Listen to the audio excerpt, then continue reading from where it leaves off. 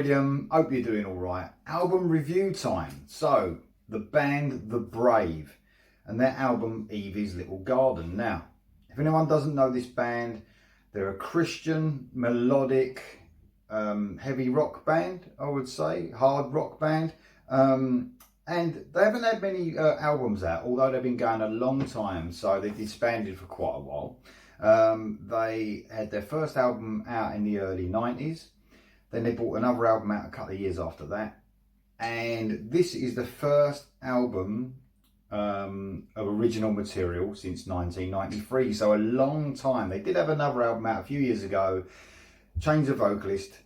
But this is the third full-length album, like I said, of original material since 93. I think that album a few years ago had some covers of older songs that they brought out. So, let me run you through the band. Stacey Roberts on the vocals and guitar, Malcolm Parris on the bass, and John Spittle on the drums. There is some keyboards throughout this album, not on every song, or bits throughout some of the songs.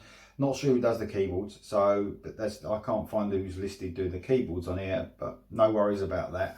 We'll get on to how good these guys are in a minute in all their instruments. So, what do you get with this, apart from it being, like I said, a Christian, melodic, hard rock band? Well, even back in the early 90s on their brilliant album, Battle Cries, which is their debut, they had an 80s feel, a real 80s feel, and it was almost a bad time for the band. We know what happened in the early 90s. And that album, Battle Cries, is one of my favourite albums from any band. It was just full of melodic, catchy stuff that sounded like it was pulled straight out of the mid-80s.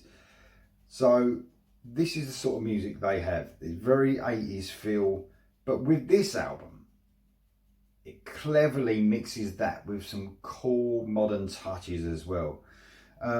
Especially in the guitar riffs. I would say the guitaring has got that real modern touch sometimes, but still harks back to that 80s melodic hard rock that we all love. Backing vocals are amazing for this album.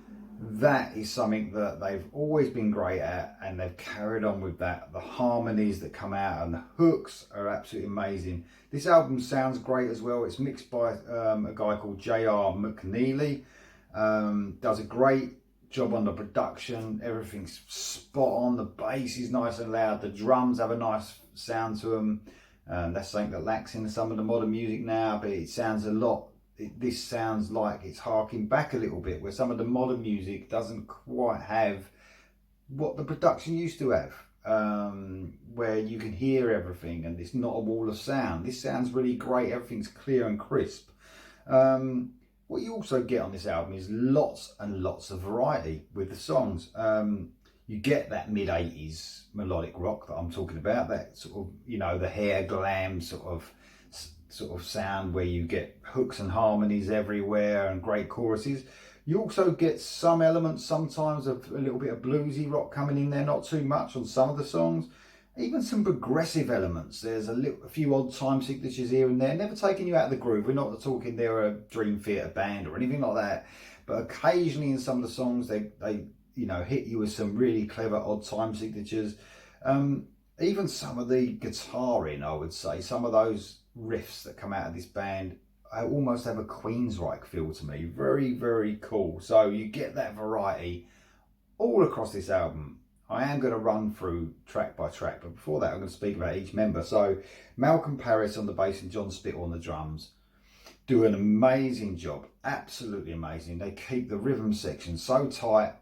Like I said, there's some strange odd time signatures as well throughout, and they're very tight through those, but most of the time it's straightforward. The melodic hard rock that I'm talking about, that I love, that a lot of the people like on this channel, that is the main drive behind it. And those guys, the drummer and the bass guitarist, keep it brilliantly. Sometimes simple, where it's got to be in this sort of stuff. Also, Stacey Roberts on the vocals and the guitar. What an amazing job Stacey does. He's got a great tone to his voice, a bit of gruffness, a slight gruffness to his voice, not too much, but a slight gruffness to his voice. He never really goes for the high end on the vocals, but I think that obviously these guys, the first album was brought out in '92, so these guys are not, you know, they're not youngsters, but he doesn't seem to have lost anything in his voice. And what he does, he's very clever with what he can do, and he's got a great range in what he can do. But I love the tone of his voice. It's great. It's really appealing. It's really cool. Also, what a brilliant guitarist. Very melodic. Every solo seems to be thought out nicely. You know, it's not just about going off on a tangent. It keeps within the melody of the song. So that's really, really cool. Okay, I'm going to run through every song just quickly, just to tell you what I think of each song. So we kick off with Evie's Little Garden,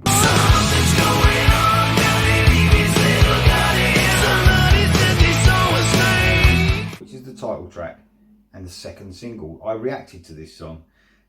Starts with a nice, almost sleazy riff before going in to a huge chorus, an uplifting chorus that's absolutely amazing, almost Def Leppard-esque in catchiness. It just hits you. The chorus in this song is absolutely amazing. You can't get it out of your head. It's easily the greatest thing about this song. It's absolutely brilliant, and this song is an excellent start to the album. It really is. Next up is Run to You.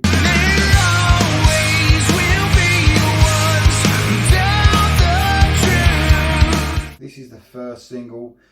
The verses ride along on a nice bit of guitar work, nice AOR, melodic rock track this is. The chorus is nice, catchy, maybe not as immediate as Evie's Little Garden chorus, but still huge. Nice twin lead solo, very cool indeed, like that song. I've always wondered his next. This was the third single. I reacted to this one as well. I've always wondered what my life would be like, Evie. This starts with a classic sounding metal riff, then into a really cool sounding guitar keyboard part. A really clever odd time signature on this one, leading up to the chorus. I really love that. But the chorus lifts it again into a really catchy song. The verses give me a slight Queensryche feel. It's really cool. You would understand what I mean when you listen to this on the guitar, and especially. We're Not in Kansas Anymore is the next song. This is a nice classic Whitesnake feel to this almost. It sort of suits the vocals, especially on this one. A nice cool groove to it. So I've heard maybe this one has more of a feel of the second album that was out in the early 90s, because I heard that that's got more of a bluesy feel to it, but I haven't actually heard that album. So maybe that sort of veers towards that album a bit more. But so far we've had more of the melodic rock of the first album, Battle Cries, with slight touches of modern elements, like I said. But We're Not in Kansas Anymore, it's got that slightly bluesy element.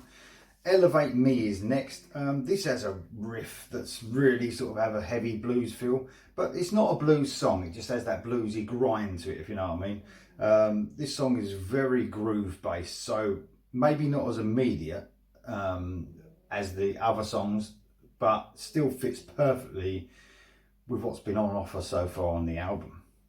Creep is next. This is my favourite song on the album so far. A brilliant guitar melody at the beginning gives more of an epic feel to this one. And this song is a little bit longer as well. This sort of, again, gives me a slight Queensryche feel, especially guitar riffs.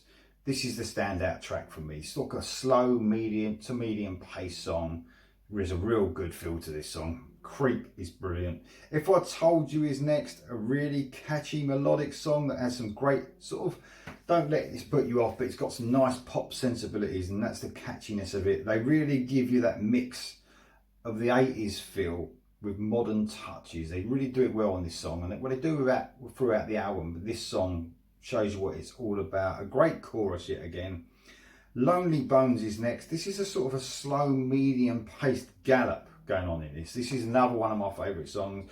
It starts this sort of with a heaven and hell type style groove to it from Black Sabbath, with a cool lower end vocal from Roberts. I love he's got a really nice tone to his voice, and when he hits that lower range, it's absolutely great. This is backed up yet again by a big chorus. Keyboards used to create a great atmosphere here. It's almost for effect more than being a main instrument, but it's great in Lonely Bones. Great song.